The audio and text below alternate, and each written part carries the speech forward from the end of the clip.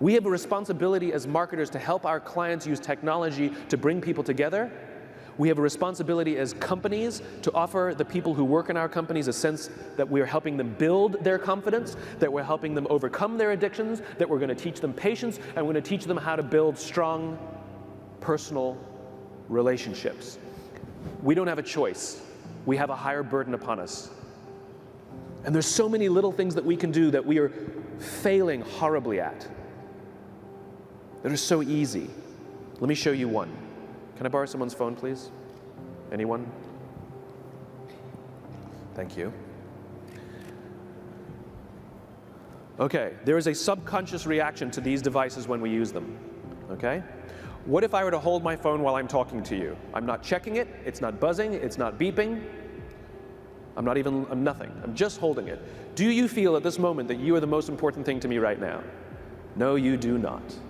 Because there is a subconscious reaction we have to the device. When it is out, it makes the people around us feel that they are less important. So when we're walking down the halls in our offices and somebody says, hey boss, can I ask you a question? You go, sure, what's on your mind? We've just told them they're not that important. Or we can go, sure, what's on your mind? And if you don't have a pocket, find a shelf, put it on the shelf, come back and say, sure, what's on your mind? When we show up to a meeting, or a lunch, or a dinner, with our colleagues, our clients, or our friends, or our families, and we put the phone on the table, we have announced to everyone in the room that they are not that important to us. And by the way, putting the phone upside down is not more polite. My favorite one is in the meeting or at a lunch with someone that the phone will ring and the caller ID will pop up and they will go, I'm not going to get it. Oh, so magnanimous. Oh, I'm lucky to eat with you today. Or they could just put the damn thing away. You can tell how addicted we are. When somebody pulls out their phone when you're with them, how uncomfortable does that make us feel? You're walking down the street with someone, they pull their phone out. We feel stupid, so what do? We pull our phones out. We're so addicted. Somebody goes to the bathroom when we're at dinner, and what do we have to sit there by ourselves? God forbid we should look around the room for 5 minutes. We pull our phones out. Meetings, awful. What do we do when a meeting happens, right? Everybody's sitting waiting for the meeting to start. Bob's running a few minutes late. Bob's here? Okay, start the meeting. Do you know when relationships are built? All that in between time. You have an addicted generation that doesn't have the skill set to ask for help. Combined with the fact that they're so good at Facebook and Instagram, they're good at putting filters on everything.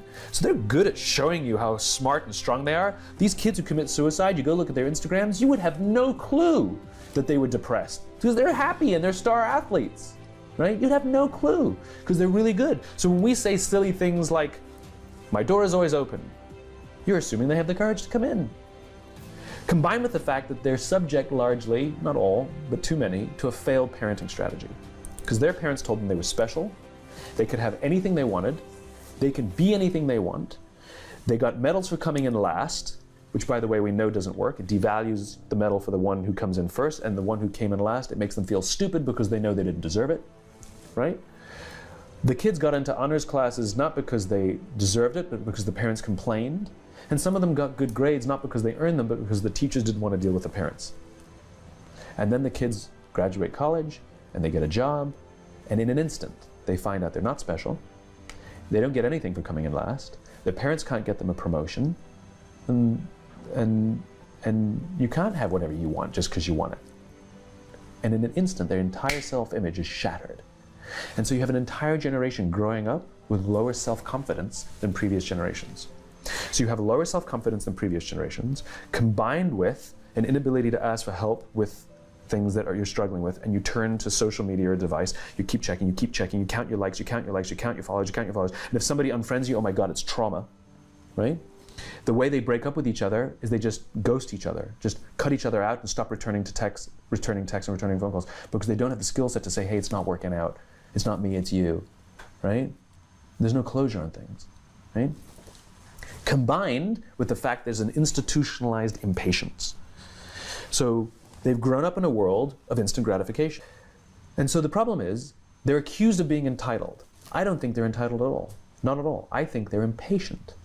I keep meeting these fantastic, smart, driven, ambitious, idealistic, fantastic kids who graduated school, they got a job, they want to make an impact in the world, and I go up to them and say, how's it going? And they say, I think I'm going to quit. I'm like, why? They're like, I'm not making an impact. I'm like, you've been here 8 months. And it's as if they see the summit of a mountain. As if they're standing at the foot of a mountain, they can see the summit, they can see the thing they want. I want to make an impact. What they don't see is the mountain. This large, immovable object. You can go up fast, you can go up slow, I don't care, but there's still a mountain. What they don't understand is that life, that relationships, and career fulfillment are a journey. There's no app for that. I got nothing. You gotta go through the slow, plodding, annoying, meandering process called career and life. But if they don't get it in 8 months, they go look for it somewhere else. They don't get it, they go look for it somewhere. It's impatience. And because they don't have the skill set to ask for help, and because they feel lonely, it compounds and compounds. Solutions for this? So then Yeah. we dump them in office environments that are built on theories from the 80s and 90s that prioritizes a number before a person, and no one really cares about their confidence and their personal growth. They're just numbers on a spreadsheet. And so they enter work cultures that don't help them. And the problem is they're entering the workforce at a deficit. I hear from kids, they tell me that they struggle to form deep, meaningful relationships, and the companies don't care. And so it's destructive to them as individuals, but ultimately it'll hurt the companies because more and more millennials are entering the workforce. I believe, to your point about solution, that now the responsibility on companies is even greater than it's ever been before to take care of its people. Because if the environments in which we're asking our youngest workers to work in isn't built to help them, I can't even imagine what the suicide and homicide and just the rates of depression, and accidental deaths due to overdose are going to look like in the future. It's going to reach epidemic proportions. It's already, the statistics are already alarming, and yet nobody's sounding any alarm bells. Parents have to intervene. We have to stop giving our kids free access to social media and phones at young ages. They are not ready for it. Their minds cannot cope with the dopamine. Balance is fine. You can give a kid a phone, but they can't use it in their bedroom. They can't have it at the dinner table. They can't take it to school. They can only have it up to a certain hour, and you take it away. They're children. You can take the phone away. We've got to intervene as parents. But as companies, we now have to deal with the influx of kids that are coming into our companies with addiction. Watch, I see it all the time. Walk through any office.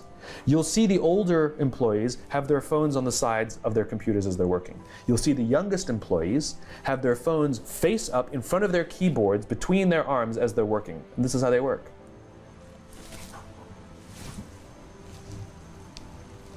Every single generation is affected by whatever's going on in the world during their formative years.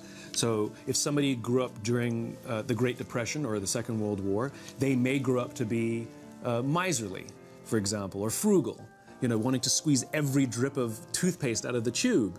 Well, of course, it's because they grew up during, rations. Of course they're going to be like that. Well, likewise, this generation that grew up during the turn of the millennium, they came of age at the millennium, grew up in a time of technology that we didn't have. And it's had an effect on how they view the world. Some of it positive, some of it more challenging. My biggest concern is the unfettered access to social media and cell phones, quite frankly, because there's a biology to these things that are as addictive as alcohol, nicotine, and gambling. I noticed that. Yeah. Therefore, I don't have a cell phone. I have a flip phone. Which is wonderful. It's all I use it for is to talk. Yeah. I like the sound of the voice. Why has it overtaken us? In other words, I deliberately will not have it because I know I'd be addicted. It's about balance. It's not that they're inherently bad, and it's not that texting or social media is inherently bad, but it's when it gets out of balance. If somebody carries their phone wherever they go, like they physically feel anxiety if they put it down. When they're with their friends and have to have it up the entire time looking at the phone while they're with their friends, when they wake up in the morning and check their phone before they say good morning to the person sleeping next to them, these are problems. This is out of balance.